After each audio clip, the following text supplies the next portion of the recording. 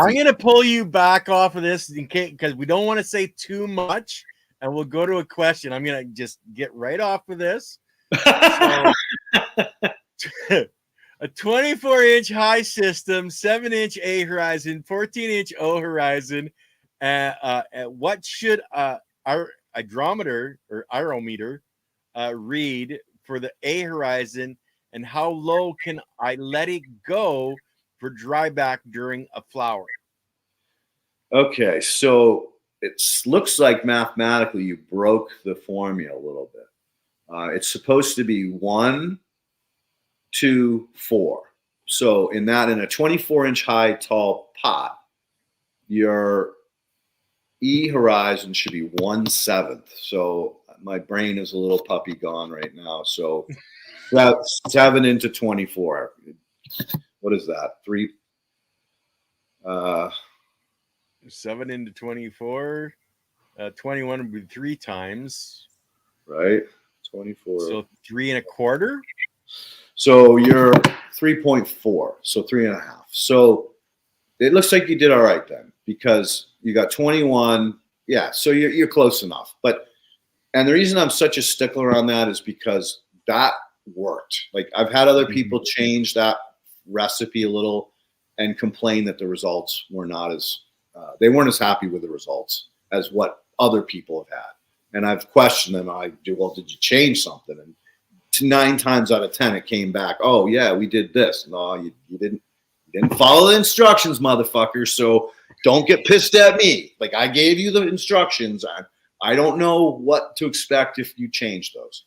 Right. So after the disclaimer, bottom line is that if you're in the A horizon, you would be in what's called an RT, regular tension hydrometer. If you are in the O horizon, you're in the LT. So you have to make sure you got the right aerometer or you're fucked. As far as specific drybacks, I have not done a tremendous amount of testing on this. That would be a question that you should direct toward Tom Landry and that other gentleman that we had on the show when they tag teamed it, because both of those guys have been playing around with these units of measurement in real time on scale. My experience with an aerometer was during COVID. I wanted to understand, or I wanted to find the sweet spot for protozoa production in a bioreactor, in a compost, a controlled compost cylinder.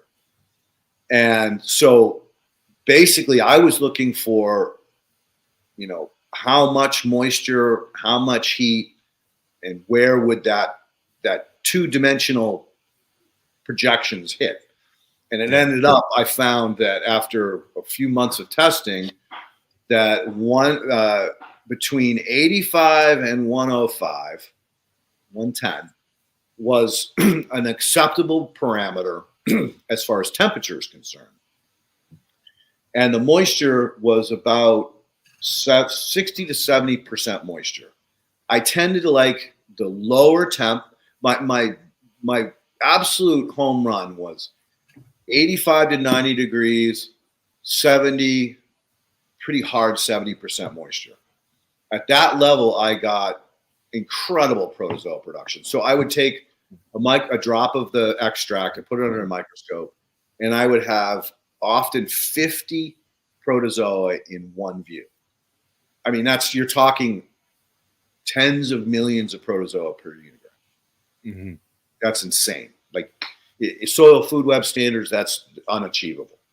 But that's what I used the aerometer for, was finding that. So as far as in flower, in veg, I'm not qualified to answer that question, unfortunately. So more reach out to Tom Landry and those guys that are doing it at scale to get that information. Yeah, absolutely. And again, make sure you do have the right aerometer for wherever you're measuring, because if you don't, you're not going to get results that are usable.